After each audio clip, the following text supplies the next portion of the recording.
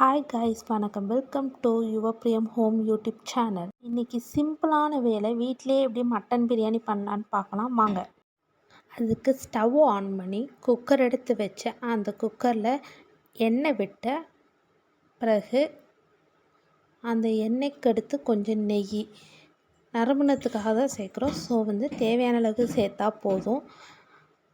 நான் இப்போ ஒரு 6 பேருக்கு தேவையான அளவுக்கு சமைக்கிறேன். அதுக்கு தேவையான அளவுக்கு நெய், எண்ணெய், பிரியாணி ஸ்பைசஸ், மட்டன் எல்லாமே அதுக்கு தேவையான அளவுக்கு எடுத்துருக்கேன். நீங்கள் எத்தனை பேருக்கு சமைக்கிறீங்களோ அதை பொறுத்து எடுத்துக்கோங்க. இப்போ பிரியாணி ஸ்பைசஸ் எல்லாம் ஆட் பண்ண பிறகு அந்த பிரியாணி ஸ்பைசஸ் எல்லாம் நல்லா பொரியணும். அது வரைக்கும் நம்ம வெயிட் பண்ணுவோம்.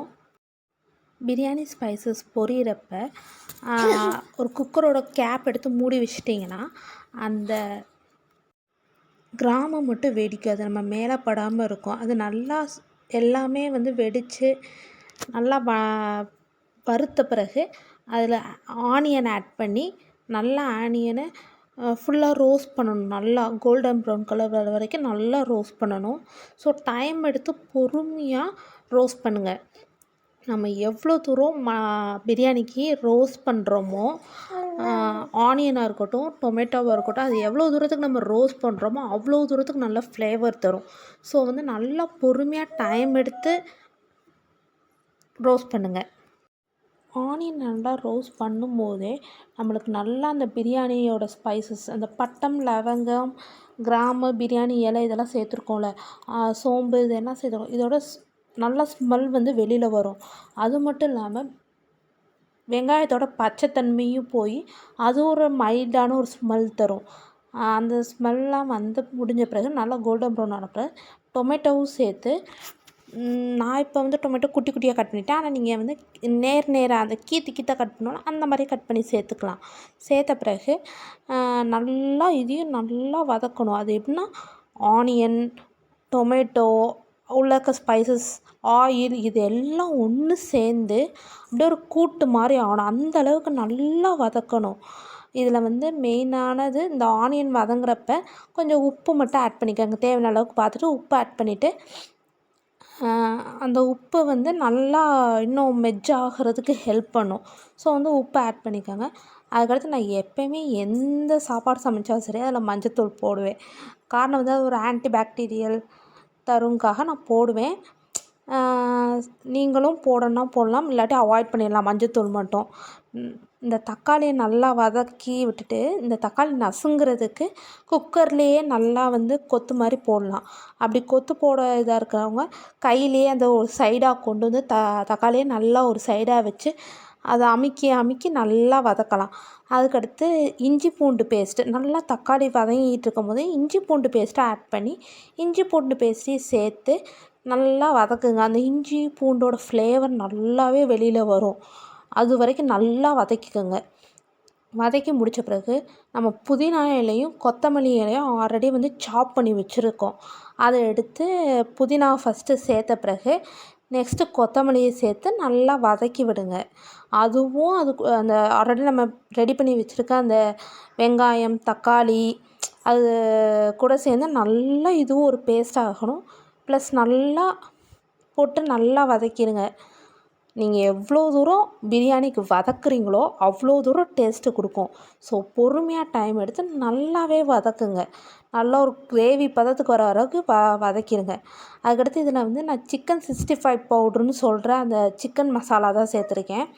அது எதுக்கு சேர்த்துருக்கேன், கலருக்காகவும், எங்கள் சைடு கிடைக்கிற பவுட்ரு கொஞ்சம் கலர் தரும். அது மட்டும் இல்லாமல் அது ஒரு டிஃப்ரெண்ட்டான டேஸ்ட் தரும். அதனால் அதை சேர்த்துருக்கேன். ஸோ அதை சேர்த்துட்டு தனி மிளகாத்தூள் சேர்த்த பிறகு அதையும் ஒருக்கா நல்லா வதக்கி விட்டுருங்க.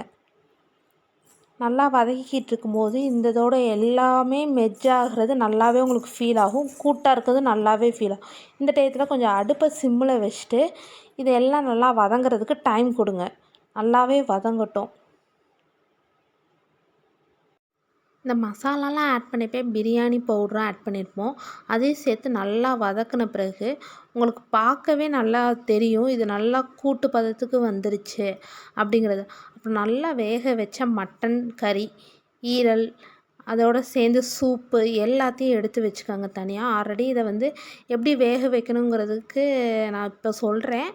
அதை நோட் பண்ணி வச்சுக்கோங்க. தேவைப்படுறவங்க நோட் பண்ணி வச்சுக்கோங்க.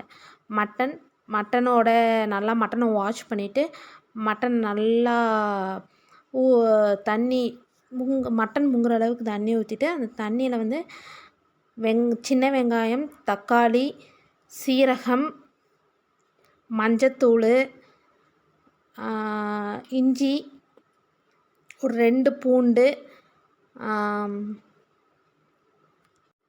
நல்லெண்ணெய் இது எல்லாம் ஆட் பண்ணி குக்கரை க்ளோஸ் பண்ணி ஒரு 2 to 3 விசில்ஸ் வந்தாலே போதும். நல்லா மட்டன் வெந்துடும். இல்லை ஒரு 4 விசில்ஸ் கிட்ட விட்டாலும் போதும். மட்டன் நல்லா வெந்துடும். வெந்தது அந்த மட்டன் சூப்பு மட்டன் எல்லாத்தையும் சேர்த்து ஒன்றா எடுத்து வச்சு நம்ம பிரியாணிக்கு யூஸ் பண்ணிக்கலாம். இல்லை மட்டன் சூப்பை நம்ம குடிக்கவும் செய்யலாம்ல. அது நம்மளுக்கு ஹெல்த்தி தானே. ஸோ மட்டன் சூப்பை குடிக்கவும் செய்யலாம். இப்படி எடுத்து வச்சு பிரியாணிக்கு அந்த மட்டனை மட்டும் சில பேர் போடுவாங்க. ஆனால் மட்டன் சூப்பும் சேர்த்து போட்டால் அது ஒரு டேஸ்டருக்காக போடுறது. அது கூட தேவையான அளவுக்கு தண்ணி விட்ட பிறகு அந்த தண்ணி நல்லா கொதித்து வந்த பிறகு அந்த தண்ணியிலே தேவையான அளவுக்கு தயிரையே ஆட் பண்ணிடும். தயிர் வந்து நான் 6 பேருக்கு ஒரு 2 to 3 டேபிள் ஸ்பூன் தயிர் தான் ஆட் பண்ணியிருப்பேன். அந்தளவுக்கு ஆட் பண்ணாலே போதும்.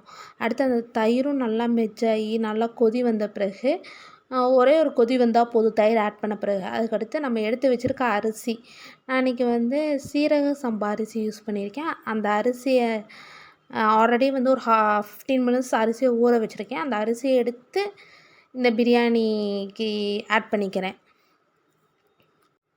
அரிசியை ஆட் பண்ண பிறகு ஒருக்கா நல்லா மிக்ஸ் பண்ணி கொடுத்துருங்க.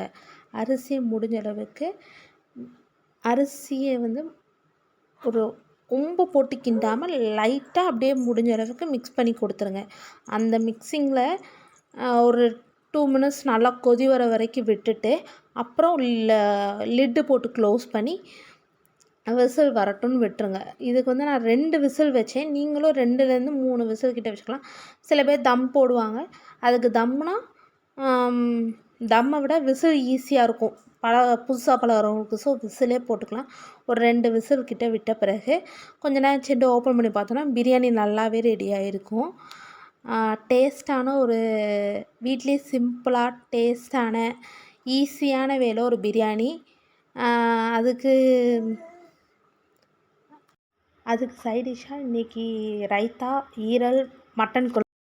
இதுதான் யுவப்பிரியம் ஹோமோட ஃபஸ்ட் யூடியூப் வீடியோ. ஸோ புதுசாகவும் ஹாப்பியாகவும் இருக்குது. இந்த பிரியாணி வீடியோ உங்களுக்கு பிடிச்சிருந்துச்சுன்னா மறக்காமல் like, share, subscribe and support பண்ணுங்கள். இதே மாதிரி இன்னொரு இன்ட்ரெஸ்டிங்கான வீடியோ யுவப்பிரியம் ஹோமில் பார்க்குற வரைக்கும் டாட்டா, பை பாய்.